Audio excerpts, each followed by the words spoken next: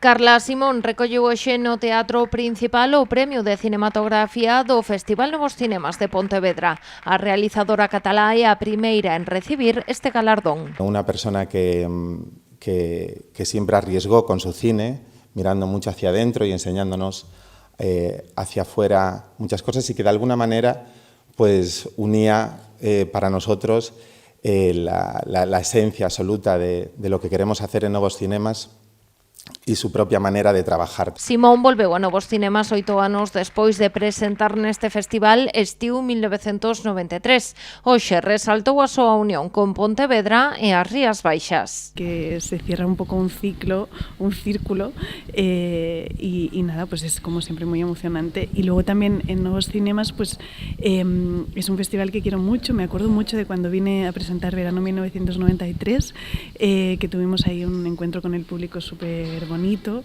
y nada, pues volver y recoger este reconocimiento pues me hace moi feliz. A realizadora tamén se referiu á súa última película, Romería, gravada en Pontevedra e Vigo. Para Simón é a peza que pecha os seus filmes máis persoais sobre a súa familia e sobre as súas raíces. Non en van, seu pai biolóxico era vigués.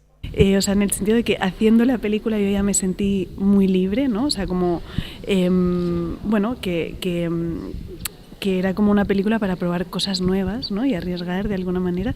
Y luego siento que ha sido como una película también para dejar ir todo ese pasado, ¿no? Y que yo tenía tantas preguntas y sobre también todas esas películas sobre mi legado familiar, y que ahora es como que abre una puerta a nuevos territorios. Carla Simón estrea así este galardón co que os responsables de Novos Cinemas buscan recoñecer o risco creativo e a coherencia ética e estética dos premiados. Con las nuevas narrativas, con el riesgo a la hora de hacer cine, también con el hecho de alguna manera fomentar que los demás, que los jóvenes, que los nuevos talentos que vienen se arriesguen a hacer cine, a contar sus historias.